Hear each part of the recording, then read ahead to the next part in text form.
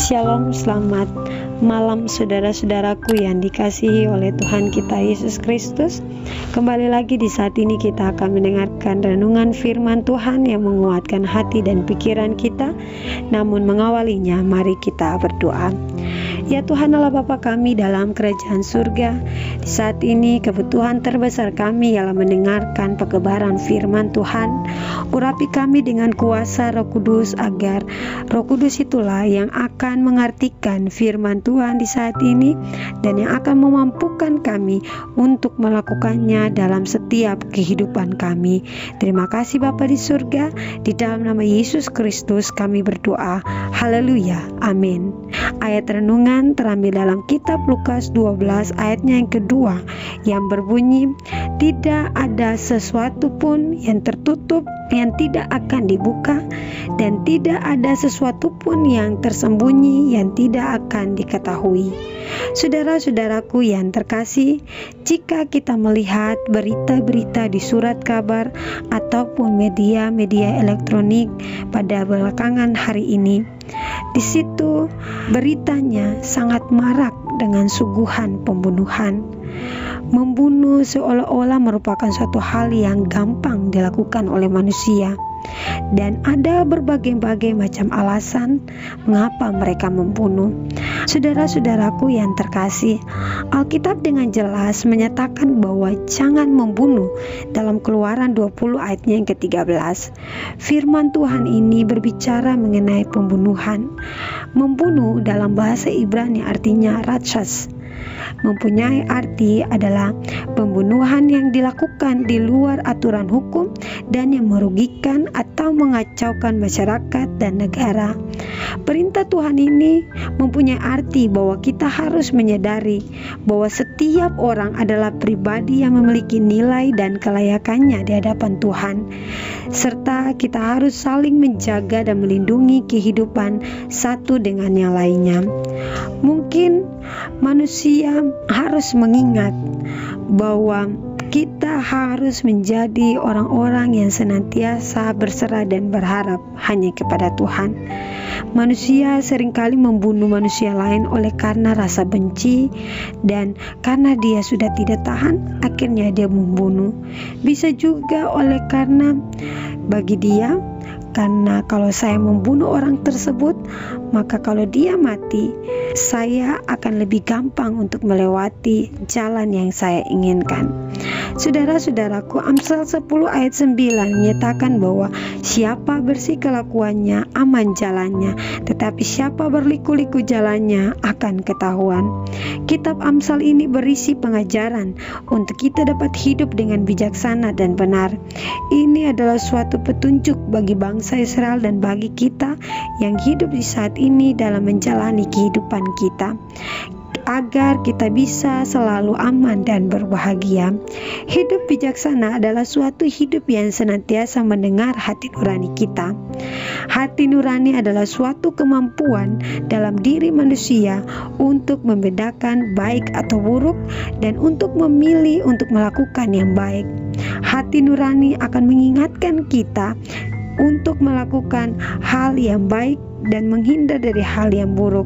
Muncul suatu perasaan rasa bersalah apabila kita akan melakukan hal yang buruk, rasa takut yang berlebihan, rasa tidak nyaman dan sebagainya. Dan inilah yang hendak Tuhan ajarkan kepada kita.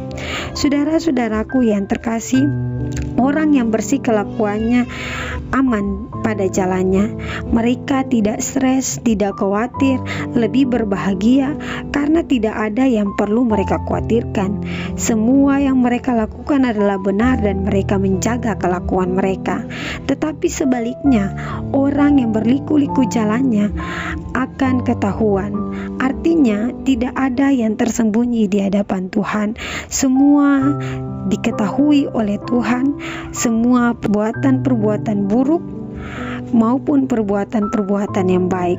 Hanya masalah waktu saja yang akan mengungkap semua hal tersebut. Tidak ada suatu makhluk pun di atas dunia ini yang tersembunyi di hadapan hadirat Tuhan. Semuanya itu telanjang dan terbuka di depan mata Tuhan. Dan kita, Yesus Kristus, akan memberikan pertanggungjawaban kepada kita masing-masing. Dan itu jelas dikatakan di dalam Ibrani 4 ayatnya yang ke-13. Saudara-saudaraku yang terkasih dalam Kristus Yesus, kita pernah mendengar peribahasa yang mengatakan bahwa sepandai-pandainya tupai melompat, ia akan jatuh juga. Artinya, sepandai-pandai orang menutupi keburukan atau kesalahannya, pasti suatu saat akan ketahuan juga. Hal ini digunakan untuk menggambarkan suatu kejahatan, sesuatu yang ditutup-tutupi, dan kejahatan tersebut tidak mungkin selamanya akan ditutupi. Suatu saat pasti akan terungkap juga. Tidak ada satupun yang terlepas dari pandangan Tuhan. Semua terbuka jelas di hadapannya. Apa yang terbuka di hadapan hadirat Tuhan? Yaitu kehidupan saudara dan saya, yaitu perbuatan-perbuatan kita. Walaupun di depan manusia kita masih bisa mengenakan selubung, tetapi di hadapan Allah semuanya tidak dapat disembunyikan sama sekali. Allah melihat kita sebagaimana adanya karena Dia mengenal siapa sesungguhnya kita dan bagaimana kehidupan kita. Bahkan pengetahuan Allah tentang kita jauh lebih sempurna daripada kita sendiri. Allah mengetahui penderitaan dan kesengsaraan dan juga keterpurukan dalam dosa.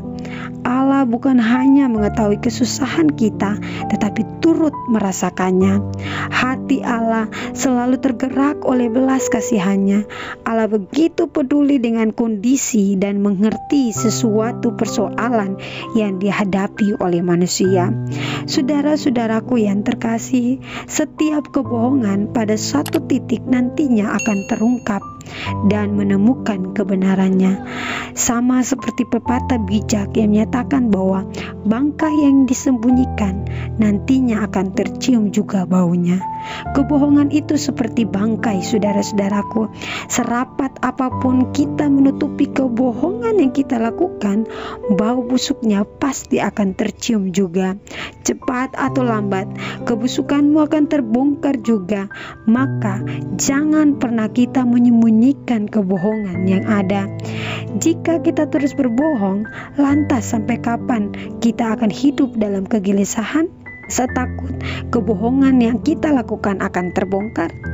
Saudara-saudaraku, kebenaran pada akhirnya akan muncul ke permukaan dengan jalan yang terkadang sama sekali tidak pernah kita duga. Mazmur 9 ayat 13 di situ mengatakan bahwa sebab Dia yang membalas penumpahan darah, ingat kepada orang yang tertindas, teriak mereka tidaklah dilupakannya. Ayat ini dengan jelas menjelaskan bahwa Allah akan membalas setiap orang yang menumpahkan darah orang lain, sebab teriakan orang yang dibunuh akan didengar oleh Allah, sehingga Allah yang maha adil akan menghakimi dengan penuh keadilan dan membela setiap perkara dengan adil. Saudara-saudaraku yang terkasih, dari firman Tuhan di saat ini kita belajar bahwa Allah menginginkan umat-umatnya untuk hidup di dalam kasih dan sukacita seorang dan lainnya. Kita tidak boleh membunuh atau menumpahkan darah. Kita jangan menyembunyikan kebohongan atau kejahatan yang kita lakukan, karena pada suatu saat semuanya itu akan diketahui. Kita harus menjadi pribadi yang senantiasa mendengarkan apa kata hati nurani kita. Itulah Roh Kudus yang berbicara dalam hati saudara dan saya. Untuk itu, kiranya firman Tuhan di saat ini akan memberikan penguatan bagi saudara dan saya. Tuhan memberkatimu. Amin. Kita akan mengakhiri firman Tuhan di saat ini dengan berdoa. Ya Tuhan Allah Bapa kami dalam kerajaan surga, terima kasih untuk wejangan firman Tuhan yang memberikan penguatan bagi kami. Ajarlah kami untuk selalu dan senantiasa setia kepada Tuhan, melakukan segala yang Tuhan kehendaki, melakukan segala perintah yang Tuhan perintahkan bagi kami dengan penuh sukacita. Tuhan, kami tahu kami lemah, tetapi kami yakin dan percaya bahwa Tuhan akan memberikan kami kekuatan untuk melewati setiap tantangan-tantangan dalam hidup kami.